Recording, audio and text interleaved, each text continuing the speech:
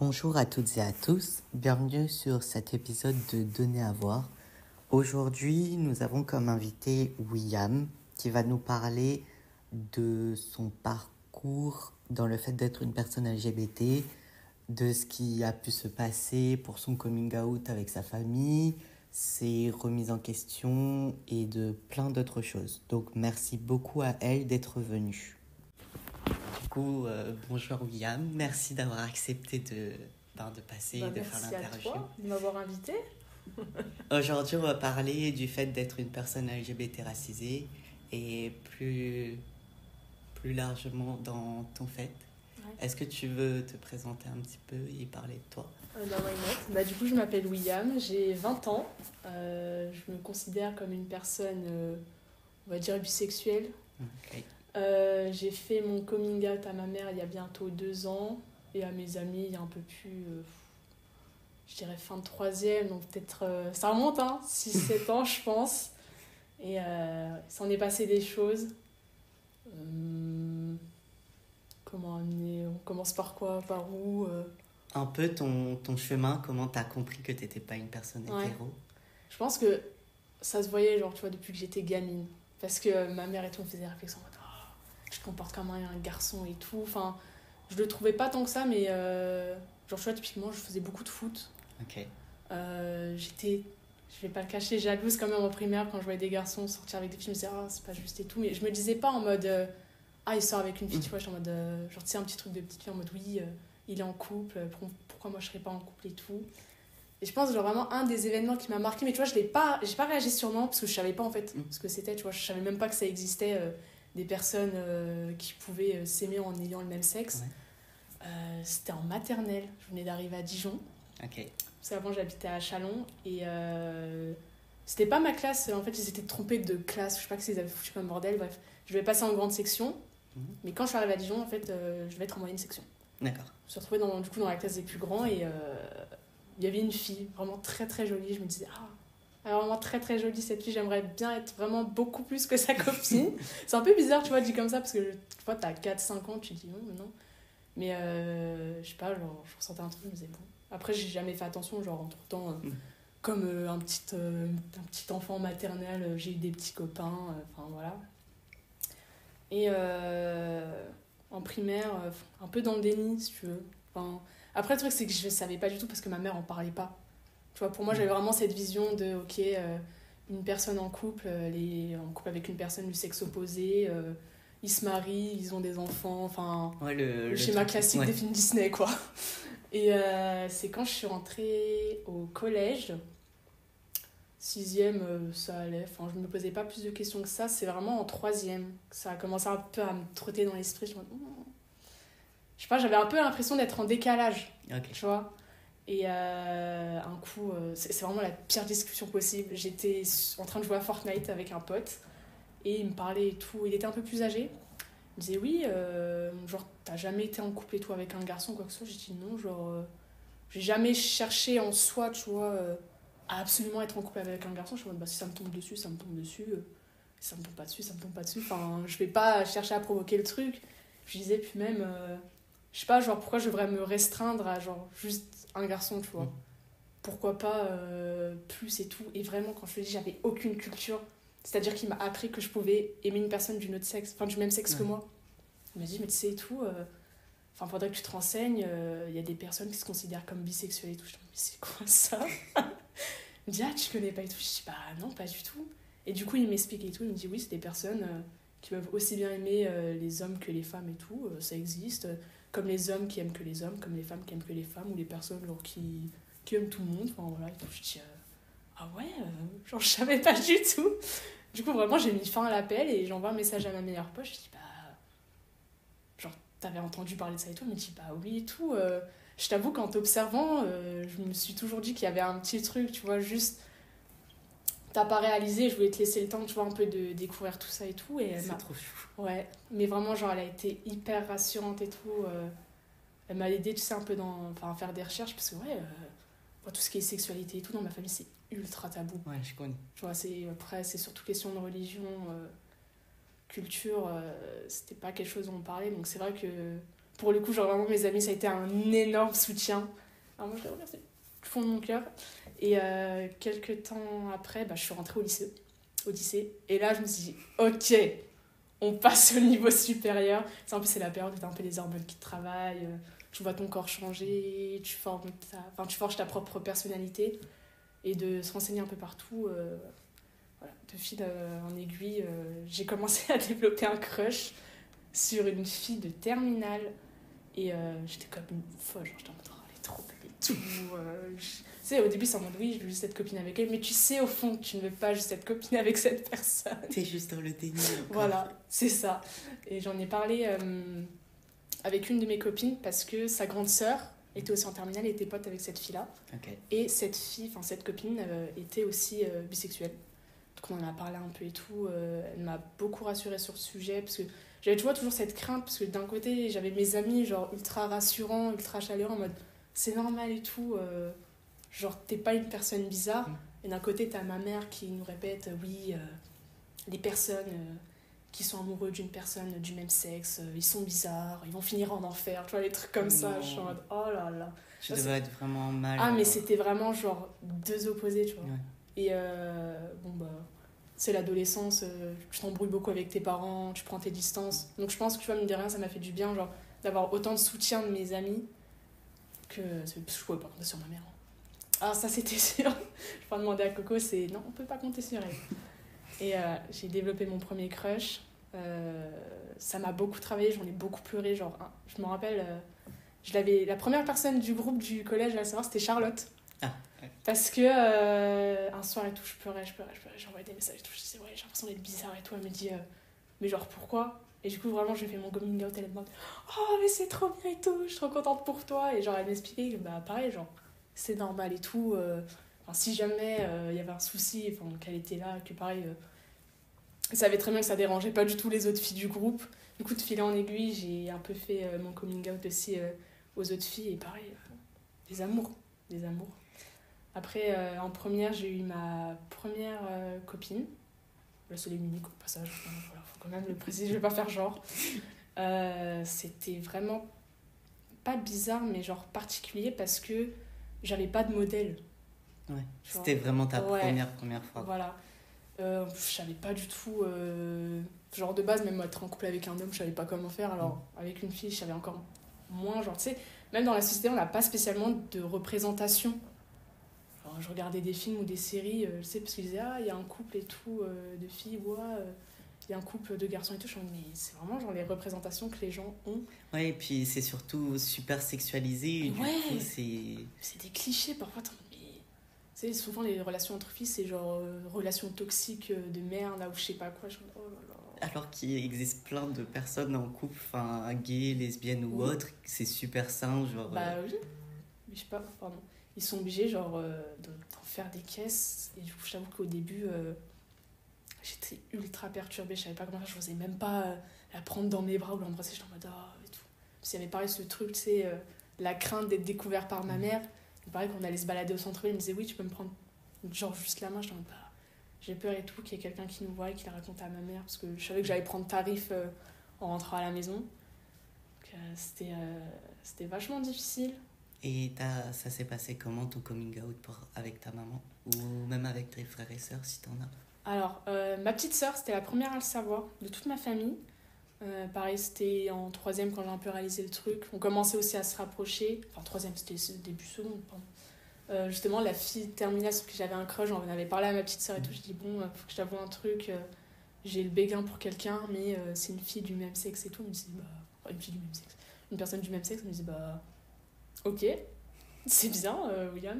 Est-ce que ma vision de toi va changer et tout? Mais je disais, je sais pas, j'avais un peu peur et tout. Genre, tu vois, que t'es pas spécialement envie de me parler. Parce que c'est un truc de rodage avec la mère. En mode, oui, faut pas s'approcher des gens comme ça, tu vois, ce genre de truc. Donc t'avais peur qu'elle te rejette un petit peu. Et au final, c'était pas du tout le cas. Elle me dit, elle m'a fait une confession, elle m'a fait, tu sais, je suis en sixième. Enfin, là, elle est rentrée en sixième, elle me dit, j'ai le béguin pour une personne genre qui se considère comme non-binaire.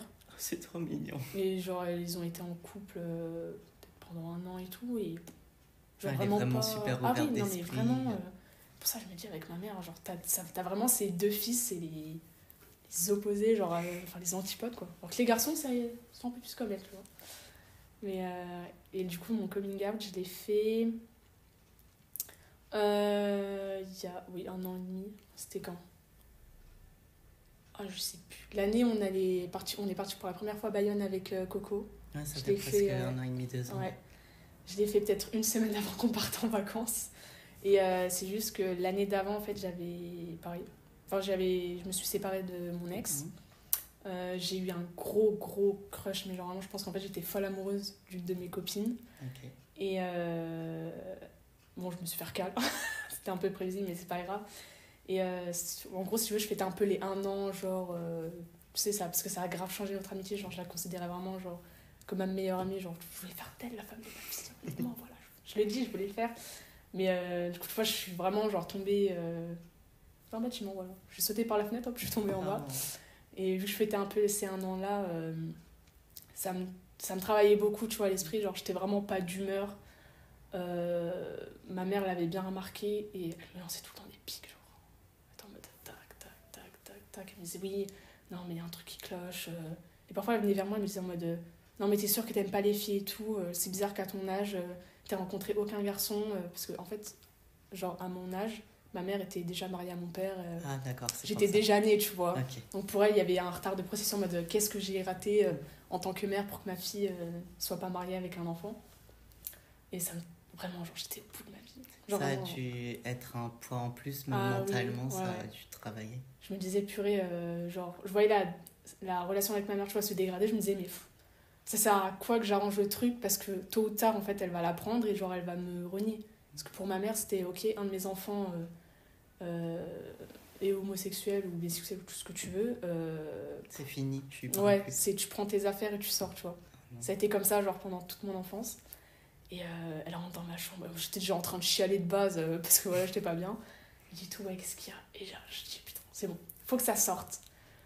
Ça passe ou ça casse. Donc, je me suis dit, je suis à la fac, je suis boursière, si besoin, je peux me débrouiller pour prendre un appart, je travaille et tout. Enfin, là, j'en pouvais plus, genre vraiment, j'ai craqué. Et du coup, je lui ai dit, oui, bah, je suis désolée, mais je suis comme je suis. Et, il se trouve que je peux aussi bien aimer une fille qu'un garçon. Il me dit, comment ça? Ça existe, ça veut dire quoi? Du coup, j'ai dû lui expliquer ce que c'était que d'être bisexuelle et elle a compris et tout. Elle m'a dit oh, mais tu sais, ça me fait trop rire. Parce que Coco, elle va écouter le podcast, elle va rigoler. Elle me sort tu sais, c'est une épreuve de Dieu. Oui, tu sais qu'après, elle m'en a reparlé et j'ai rigolé. Genre, même du coup, bah, moi, je suis une personne trans et je suis pan. Ouais. Et je lui disais, bah, moi, ma mère, elle a pire qu'une épreuve de Dieu. Là. Nuit d'hiver, elle lui a envoyé toutes les épreuves possibles. Ah non, mais c'était une rêve. C'est pour ça, après, une semaine après, j'allais à Bayonne. Donc, à toutes les sauces. C'est une épreuve de Dieu. C'est une épreuve de Dieu. Et elle m'a dit oui et tout. T'inquiète pas. Je vais faire des prières et tout pour que ça aille mieux. C'est qu'une passe et tout. Bon, c'est pas du tout une passe. Et ça fait des années que je suis comme ça. Et genre, tu vois, je l'ai accepté. Je suis comme ça. Maintenant, c'est à ton tour, à toi, en tant que mère, de l'accepter. Si tu l'acceptes pas, bah tant pis pour toi. Je vais pas changer pour toi. Et très dur, les jours qui ont suivi, c'était vraiment genre l'angoisse. Parce que du coup, ma petite sœur était partie en vacances. D'accord. Avec du coup son père. Parce qu'on n'a pas le même père. D'accord. Et je me retrouvais toute seule à la maison avec ma mère. Je voyais bien genre dans les regards qu'elle me lançait et tout. C'était plus les mêmes regards. Ah ouais, c'était vraiment dur. Franchement, c'était très très dur. Donc Dieu merci, après je suis partie en vacances avec les filles. Je me suis vraiment vidé la tête. Après ça, je suis allée chez ma tante et tout. Elle s'en doutait un peu aussi, ma tante. Genre, mais pareil, son sœur, je sais pas comment elles font pour être sœurs. Genre, c'est vraiment les opposés. À chaque fois, je me dis bon. Pareil, trop mignonne et tout. Et elle m'a dit, ma tante, elle m'a dit, si jamais un jour elle pète les plombs, elle vrille, elle te vire, tu sais où venir, il n'y a pas de souci, quoi. Au moins, t'es sûre que t'avais un endroit... Ouais, où il y avait ma tante, il y avait ma grand-mère. Enfin, ma grand-mère, elle le sait pas, mais genre, je pense que inconsciemment, elle le sait, ouais. Même nous, on aurait pu t'accueillir, enfin... Ouais, bah, même Coco et toi, elle m'a dit, si jamais les portes de la maison sont ouvertes. Exactement. C'est trop mignon. Ouais, du coup... il y a une certaine, tu sais, même encore maintenant, il y a un peu une certaine ambiance qui règne à la maison. Genre, tu vois, quand ça parle et tout, un peu des relations, je suis en mode, j'ai pas envie de me lancer sur le sujet parce que je sais très bien que ça va pas lui plaire. Voilà, pour elle, c'est vraiment Je dois finir ma vie avec un homme en ayant obligatoirement des enfants parce qu'elle va être grand-mère, elle va avoir de quoi s'occuper quand elle vieillira. Ouais, elle veut vraiment le schéma classique pour toi et elle pense pas que... Moi, je veux pas ce schéma classique. Et je lui ai dit, je veux pas me marier. Si je me marie, parce que j'en ai envie. Mais là, maintenant, tout de suite, j'ai pas envie. J'ai pas non plus envie maintenant tout de suite d'avoir des enfants. Si un jour j'en ai envie, peut-être que j'en aurai. Si et c'est ok, c'est totalement... C'est ta vie, c'est à toi de la vivre. Oui, non mais... Tu vois un peu le choc des générations. Genre, pour elle, ça... Non, ça, c'est pas possible. C'est même... Elle aime bien dire oui, c'est pas par rapport à la religion et tout que je suis comme ça, c'est vraiment mes idées à moi, mais je me... T'aimes bien quand même prendre appui sur la religion quand même de temps en temps, ça te fait du bien. Et voilà. Et t'as pu rencontrer d'autres personnes LGBT comme toi, genre oui. Un peu plus de personnes LGBT racisées, où t'as pu comprendre que en fait je suis comme ça et c'est normal que je sois comme ça. Ouais. Après de mon entourage, vraiment les seules personnes il y a Lila, je crois. Juste Lila, tu vois. Si. Mais c'est vrai que de représentation en mode une fille de confession musulmane qui l'est, dans mon entourage, j'ai personne. J'ai l'impression qu'on se cache un peu parce que même dans la communauté LGBT, il y a du racisme. Ouais. Oui. Et du coup, on est vraiment dans notre coin. Genre, même moi, je n'ose pas aller rencontrer des gens, que ce soit fille, garçon ou autre. Parce que je me dis, imagine cette personne, elle n'aime pas les gens noirs ou autres. Et du coup, ça te met un frein alors qu'on ne devrait pas du tout avoir cette mentalité. C'est vraiment horrible, genre. Oui. Alors, je pense que la plus grosse communauté où les gens qui sont vraiment représentés, c'est à Paris. Et encore, c'est assez cher d'aller à Paris. Mais on devrait plus se montrer parce qu'on existe. Et c'est super bien de montrer qu'on existe. Même quand tu as dit que tu te sentais bizarre parce que tu n'avais pas de représentation, tu ne savais même pas que ça existait, j'ai vraiment eu ce moment.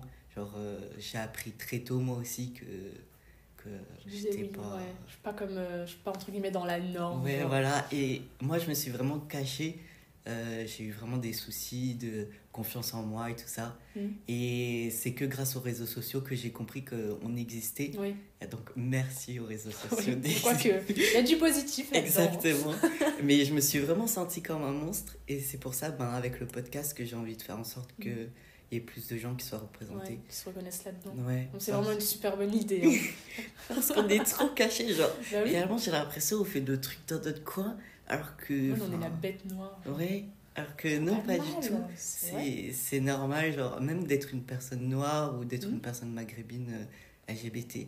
Alors, je trouve qu'en plus, on a plus de courage de montrer qu'on existe. Ah bah oui, parce que on est vraiment un secret. Alors, on nous range et il n'y a que pour les grandes occasions qu'on nous montre. Et ça devrait pas être comme ça. Ah ouais. Il n'y a pas des petites attractions non plus. Hein. Et c'est chouette que ta sœur, du coup, elle puisse être même avec des gens non-binaires. Oui. Parce que, pour le coup, elle en a deux, ta mère. Je te jure.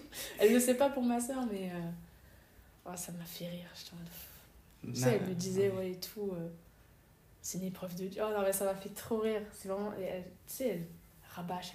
Oui, toi. Je suis pas la seule. Mais Aya veut pas t'en parler. Oui, j'en parlerai pas, genre. Elle le dira quand ce sera son moment. Mais c'est vraiment très dur de faire un coming out. Et en plus, dans les conditions où t'as été, ça a dû vraiment te stresser. Genre, mais c'était horrible. Ça a joué sur ta santé mentale et tout ça? Ou ça va? Quand même un peu. Parce que genre les 3 jours qui ont suivi, j'étais dans mon lit en train de chialer et tout. Oh, ma pauvre. Je voulais même pas sortir dans le salon, tu vois, ce genre de truc. Ouais, tu te cachais du coup? Ouais, c'était soit je restais vraiment dans ma chambre ou alors j'allais chez ma meilleure pote. Parce que je lui avais dit et tout, elle savait genre dans quel état j'étais. Que je restais un peu chez elle et tout, mais...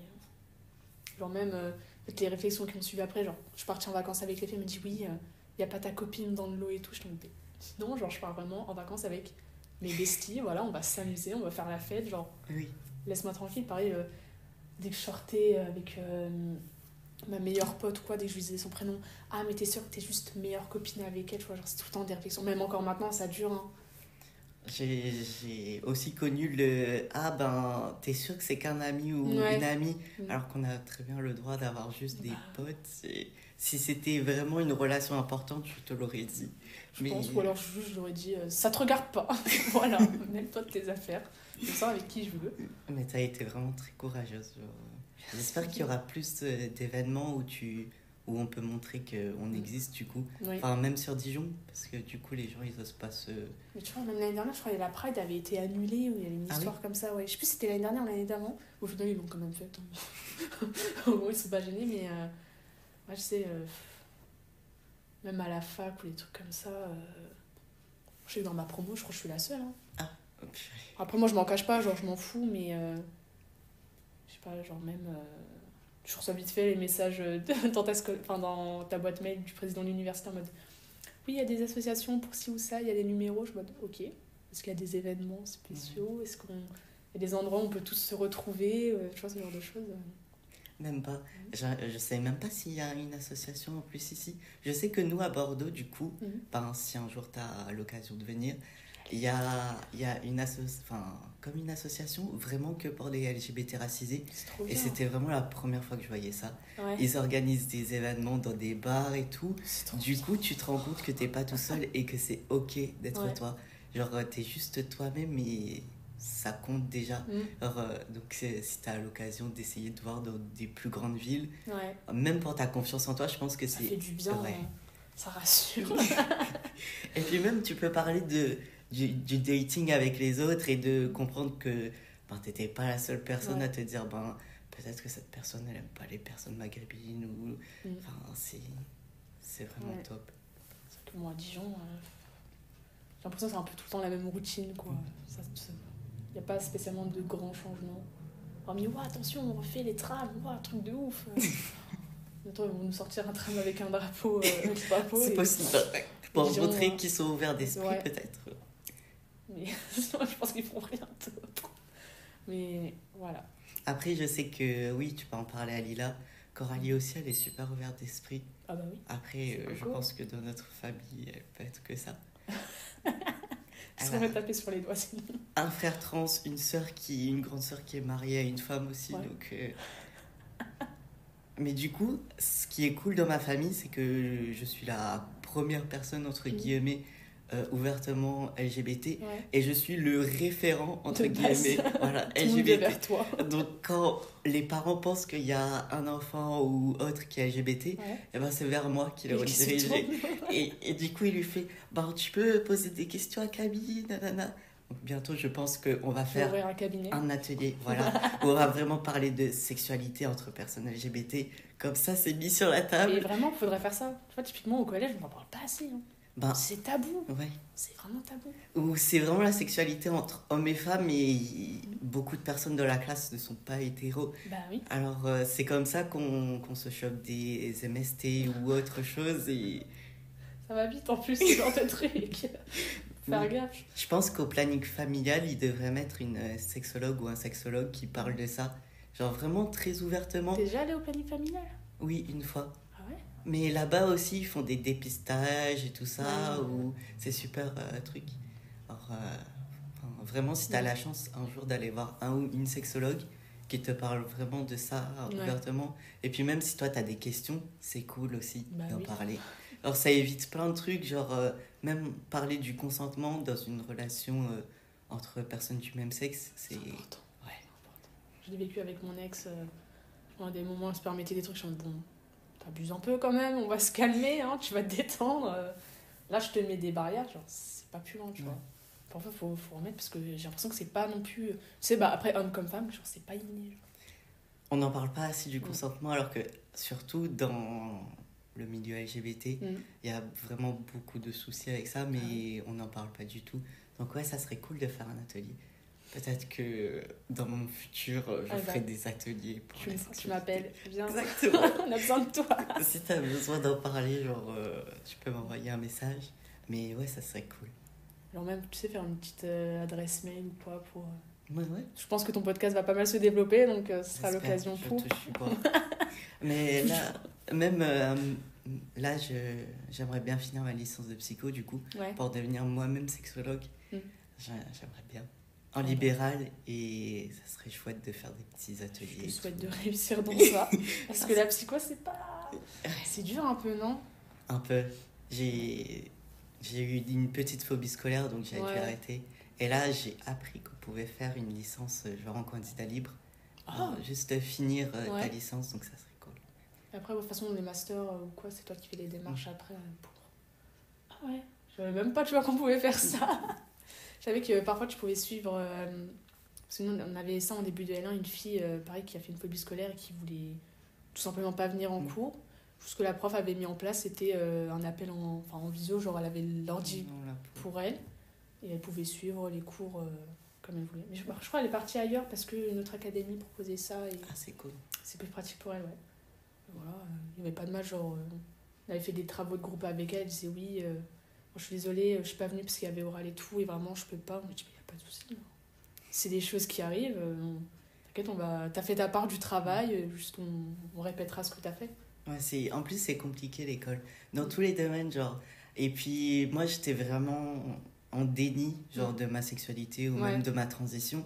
Et ça faisait un point en plus. Genre, j'étais en plein TCA et tout ça. Et c'était c'est pas vraiment un acculement de trucs, genre. C'était pas ma priorité d'être à l'école, quoi. Ouais. Et puis, même, t'es là, tu te caches toi-même. Genre, tu te dis, c'est bon, santé mentale, ça ira après les études et tout ça. Et puis, c'était trop. Genre, faut que si tu veux, genre, entre guillemets, réussir dans tes études, genre vraiment être à l'aise, il faut que ta santé mentale le soit aussi, sinon c'est mort. Tu pourrais être dans le déni autant que tu veux, tu vas voir au bout d'un moment que c'est pas compatible. Il faut quand même prioriser ta santé mentale à tes études. Après, il y a des personnes qui ont du mal avec ça, pareil. Faut les aider. Faut leur venir en aide et leur expliquer que... C'est cool, tu vas être la prochaine génération de profs à être vraiment au courant de plein de choses. Et ça, c'est chouette parce qu'il faut plus de professeurs comme ça. Je sais que hier, avec Lila, on a parlé du fait que elle a eu des problèmes de santé mentale et tout ça. Et ses profs ne l'ont pas aidé du tout. Ah non. Et je pense que c'est bien d'avoir une nouvelle génération de profs comme toi. Parce que t'es là, t'es au courant des personnes LGBT, la santé mentale. J'en fais partie aussi. Donc oui, ça sera plus simple d'aider les enfants. Oui. Franchement, merci beaucoup à toi. Je t'en prie. Merci beaucoup aussi d'être passé sur le podcast. Ça a été vraiment super bien. Merci à toi. Je me suis bien amusée. Quand tu veux, tu reviens. Genre, je pense que je vais essayer de faire des petits ateliers. Eh ben, vas-y. Ça sera super bien. Donc, merci beaucoup. Je t'en prie. Merci beaucoup à William d'avoir participé à cet épisode. Je voulais vous dire que peu importe votre couleur de peau, votre origine, votre sexualité, votre genre, tout le monde mérite d'être aimé correctement. Tout le monde mérite de recevoir de l'amour et d'en donner. Donc ne vous sentez jamais trop ou pas assez de recevoir de l'amour d'autres personnes. On mérite tous d'être heureux. Et surtout, soyez vous-même. N'essayez pas de changer pour correspondre à des critères, que ce soit des critères de la société, des critères qu'on vous impose au sein de votre famille ou même dans un couple. Soyez toujours vous-même et placez toujours votre amour et votre estime de vous avant tout. J'espère que cet épisode vous a plu. Vous méritez d'être aimé correctement, vous méritez d'être vu et surtout vous méritez juste d'être vous. Passez une très bonne journée.